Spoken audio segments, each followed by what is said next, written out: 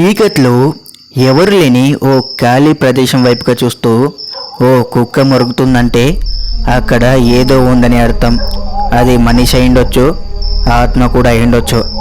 ఎందుకంటే కుక్కలకి దయ్యాలు కనపడతాయి కాబట్టి. అయితే కుక్కలకే కాదు, మనుషులు కనబెట్టిన కెమెరాలకు కూడా దయ్యాలు కనబడతాయి.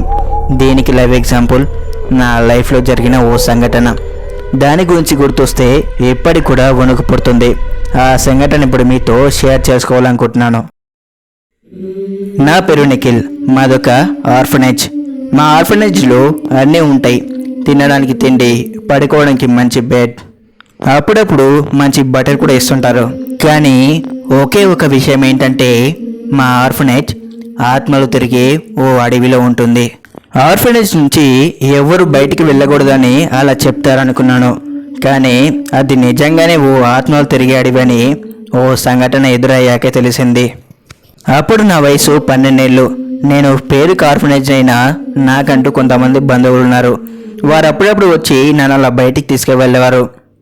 కానీ అప్పటికే వారు వచ్చి చాలా కాలమైంది.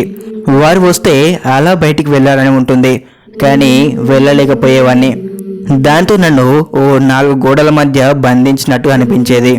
అందుకే ఓ రోజు అక్కడ నుంచి తప్పించుకోవాలనుకున్నాను. ఓ రోజు రాత్రి నాకు ఆర్ఫనేజ్లో దొరికిన ఓ కెమెరాని తీసుకొని నేను నా ఫ్రెండ్ రాహుల్ వాచ్మెన్కి తెలియకుండా ఆర్ఫనేజ్ దాటి అడవిలోకి ప్రయాణం కట్టాము. అది పున్నమి రాత్రి. ఆ చంద్రుడి వెలుగుకి టార్చ్ కూడా అవసరం లేదనిపిస్తుంది. ఆ అడవిలో మట్టితో ఉన్న బాటలు నడుచుకుంటూ టౌన్ వైపుగా నడుస్తున్నాము.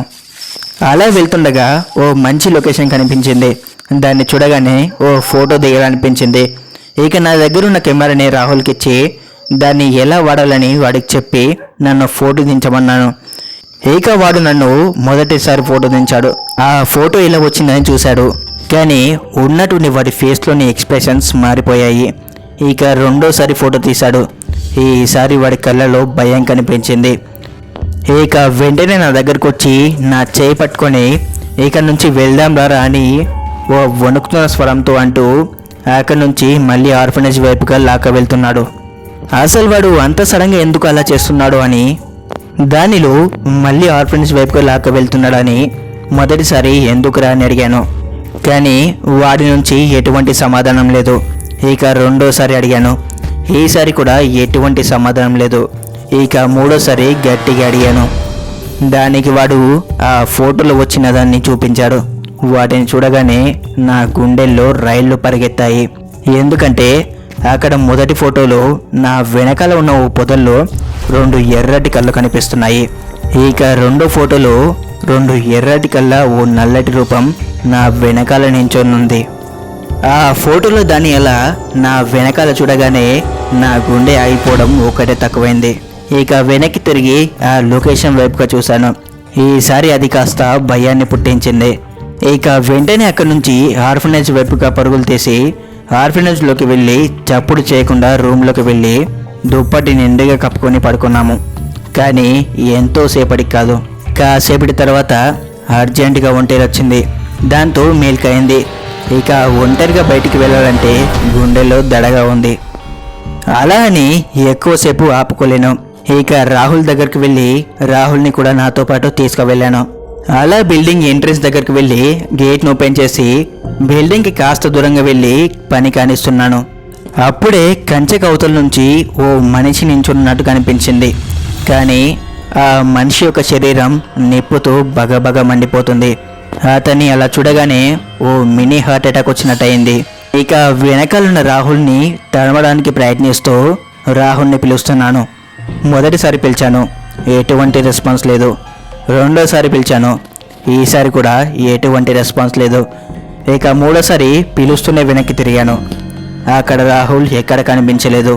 చుట్టూ అంతా నిశ్శబ్దంతో, అక్కడక్కడ గాలి వీచే శబ్దాలతో ఓ భయానక వాతావరణాన్ని సూచిస్తుంది. ఇక మళ్ళీ ముందుకు తిరిగాను. ఈసారి భయంతో కాళ్ళు చేతులు వణకడం మొదలయ్యాయి.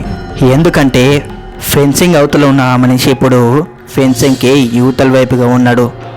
ఇక వెంటనే అక్కడి నుంచి బిల్డింగ్ ఎంట్రన్స్ వైపుగా పరుగులు తీసి ఎంట్రన్స్ యొక్క గేట్లని తీయడానికి ప్రయత్నిస్తున్నాను.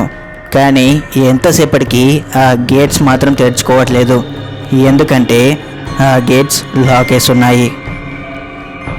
అసలు లాకేసి ఉన్న గేట్ల నుంచి నిఖిల్ బయటికి ఎలా వచ్చాడు? ఆ మండుతున్న మనిషి ఎవరు? అంతవరకు అక్కడే ఉండాల్సిన రాహుల్ ఎక్కడికి వెళ్ళిపోయాడు? ఆ తర్వాత ఏం జరిగింది? వీటికి సమాధానం పార్ట్ 2లో తెలుసుకుందాం. నేను పార్ట్ 2 చేయగానే మీకు తెలియాలంటే ఇంకా మన ఛానల్లో వచ్చే ఇలాంటి మంచి హారర్ వీడియోస్ని మిస్ కాకూడదంటే మన ఛానల్ని ఇప్పుడే సబ్స్క్రైబ్ చేసుకుని బెల్ ఐకాన్ని ఆన్లో ఉంచుకోండి. ఇంకా ఈ వీడియో కనుక మీకు నచ్చుంటే తప్పకుండా ఒక లైక్ చేయండి. ఇంకా మీ ఫ్రెండ్స్లో మనలాంటి హారర్ లవర్స్ ఉంటే వారికి కూడా ఈ వీడియోని షేర్ చేయండి.